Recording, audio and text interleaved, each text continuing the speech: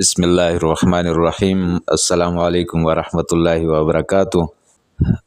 زما خویندو او میندو او ورونو مسلمانانو، اکثر ملګري داسې چې هغوی د رشتو دپاره کله یو منګړت فیر ته یا داسې مختلفو مواضعو ته هغوی ورځي او هغوی ته وایي چې زموږ رشته وشي او هغه وله په هغه پیسو باندې غلط تعویضونه یا وایي دا تعویض ځان سره وساته په دې به ستا کار وشي، کله وایي داسې کار وکړه په دې به دې کار وشي.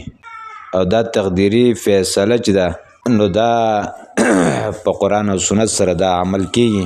اکثر رونه بایګان او خویندې په دې مصایبو کې مبتلا او ډېر رونه خویندې داسې چې د هغوی یعنې اوقات هم پوره شي. نو د دې دپاره زه تاسو ته یو عمل ښیم او کله چې هم زموږ یو ورور خور دا عمل کوي خو تقوا دا موږ ویلي چې د ګناهونو نه ځان محفوظ ساتي او دا عمل په تقوا سره کوي، د ګناه نه د معصیت نه د هغې نه ځان محفوظ ساتي. انشاءالله العزیز چې کومه رشته ومي الله به هغه ضرور هغه رشته د هغه پوره کوي او هغه رشته به هغه خور او ورور ته په شرعي طریقه باندې په صحیح طریقه انشاءالله میلاو شي او د هغوی به د یو بل سره د مرګه پورې تعلق محبت او مینه دا به هم نصیب کړي، ځکه چې دا په قرآني اعمالو سره او بیا خصوصا هغه په تقوا او پرهیزګارۍ سره د ګناه په نیت باندې نه نو هغه به کېږي انشاءالله.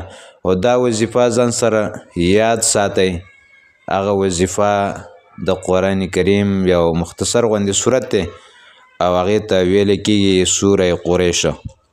کله چې دا سوره قریش 21 بار ته روزانه وای او نیت او اراده دې د رښتې وي نو دا 21 بار وایه، سحر او ماښام او دارنګې د هغې نه اول او اخر کې درود شریف وایه او بیا د هغې پسې روزانه مختصر غونې هغه حاجت زړه کې نسه او دعا غواړه.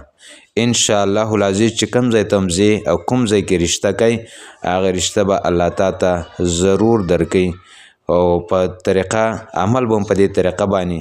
نو چې کوم څومره رونه او خویندې هغه داسې بې رشتې پاتې شوي نو پکار ده چې دا هغوی ته مخې ته شیر کوي، الله پاک به تاسو له هم اجر درکړي او موږ له به هم الله اجر راکړي. الله دې ټولې د مسلمانانو د خویندو میندو رشتې په شرعي طریقه سره وکړي. امین.